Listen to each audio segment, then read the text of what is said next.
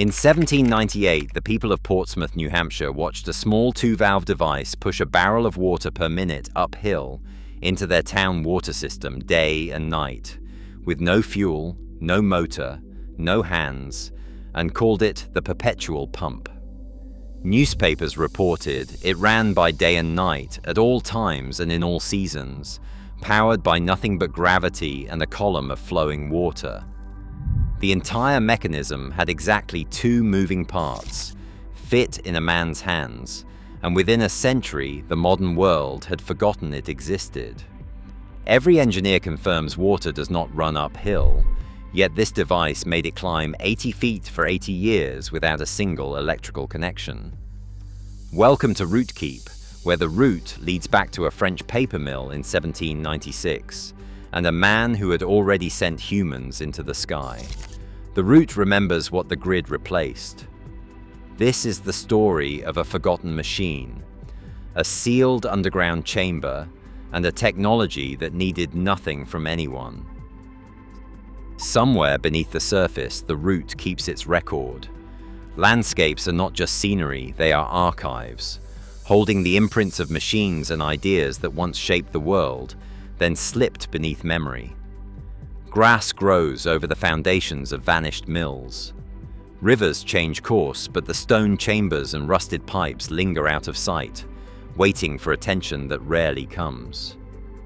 In these buried spaces, the evidence of what once worked, what worked so well, it needed no master, no meter, no fuel, remains sealed away, outlasting the systems that replaced it.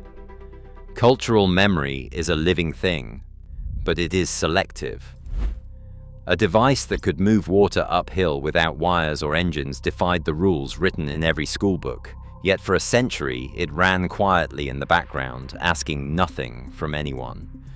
When the grid expanded, when the hum of motors drowned out the old rhythms, the story of the Perpetual Pump faded, not by decree, but by the slow drift of attention. The landscape itself became the only witness, storing the proof in layers of silt and moss, in the chill air of a forgotten chamber. The route remembers what the grid replaced. Gravity has never had a billing department, and the evidence of that truth waits, buried but not erased, for anyone willing to look beneath the surface. Subscribe for more stories that dig up what the world tried to forget. In 1796, Joseph-Michel Montgolfier, best known for sending the first hot air balloon aloft, faced a stubborn problem at his family's paper mill in Annonay. The mill's productivity depended on water hauled uphill from the river, a task that drained time and money and left the operation at the mercy of unreliable labor. Montgolfier, always alert to hidden forces, noticed a sudden jolt when a valve snapped shut at the end of a pipe, a sharp pressure spike now called water hammer. Where others saw a nuisance, he saw potential. On July 3, 1796, Montgolfier recorded his breakthrough, a device with only 2 moving parts. The first, a waste valve, slammed shut to create a pressure surge, and the second, a delivery valve, opened under that surge, sending water uphill. An air chamber absorbed each shock and kept the cycle going. This was the hydraulic ram, a machine that could move water higher than its source, powered only by gravity and the momentum of flowing water. His original workshop sketch, preserved in Paris, shows a simple arrangement, a drive pipe, 2 valves, and a small air dome. The design defied common sense, yet in the Annonay mill yard the ram pump worked, feeding the bleaching vats with a steady pulse and freeing the mill from its old constraints. Montgolfier's invention, born of necessity and observation, would soon draw the interest of industrialists far beyond rural France. Legal recognition came swiftly. On December 30, 1797, Matthew Boulton, already renowned for his partnership with James Watt, secured British patent number 2207 for Montgolfier's hydraulic ram. The patent text, filed under Montgolfier's name, described an apparatus that could raise water and other fluids with no external power, and included engraved plates copied from the original French sketches. Bolton's Soho Works in Birmingham built a demonstration unit, and word spread among engineers and landowners eager for solutions beyond manual labor or costly engines. Transatlantic curiosity followed. On February the 16th, 1798, Robert Fulton, then in Paris, and years away from his fame as a steamboat pioneer, wrote to Edmund Cartwright about the Perpetual Pump he had seen, noting its ability to lift water 40 feet without any external engine. Fulton obtained a copy of the device and arranged for shipment to the United States, setting the stage for the Portsmouth installation that winter. In America, Thomas Jefferson's correspondence from November 1805 shows the device had caught the attention of the country's leading scientific mind. Jefferson asked James Oldham about acquiring a hydraulic ram for Monticello, and a year later received confirmation from J. Philippe Ribelt that he had seen such a pump in operation. These endorsements, Bolton's patent, Fulton's letter, Jefferson's inquiry, gave the hydraulic ram credibility at the highest levels.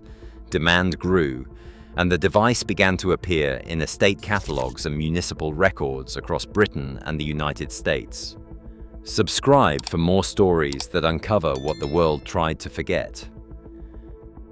At the height of the Victorian era, the hydraulic ram was not a rumor or a backwater curiosity. It was a matter of record, measured in stone, iron, and the steady pulse of moving water. On the Heligan estate in Cornwall, engineers commissioned 3 Eastern ram pumps in 1880, sealing them in a vaulted underground chamber. The design called for an 80-foot lift to a 40,000-gallon reservoir perched above the gardens, a feat that would have seemed impossible to anyone taught that water cannot climb without a motor. Yet the rams delivered day after day, powered by nothing but gravity and the force of water hammer.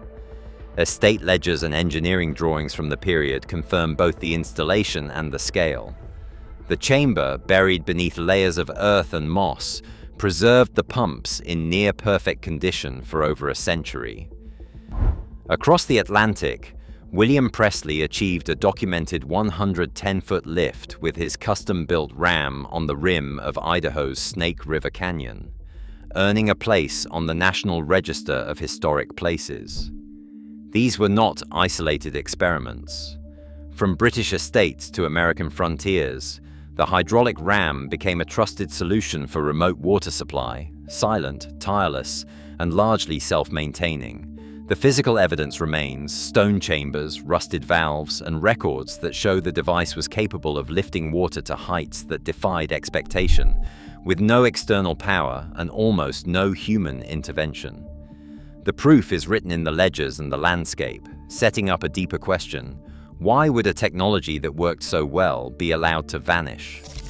Subscribe for more stories that dig up what the world tried to forget.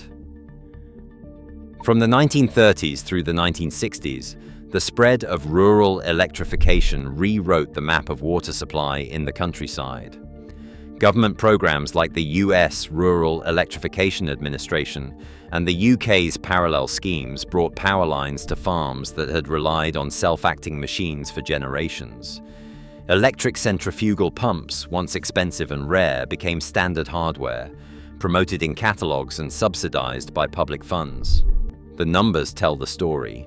Easton and Co., once shipping thousands of hydraulic rams each year, saw sales fall to around 1,500 units annually by the early 1960s.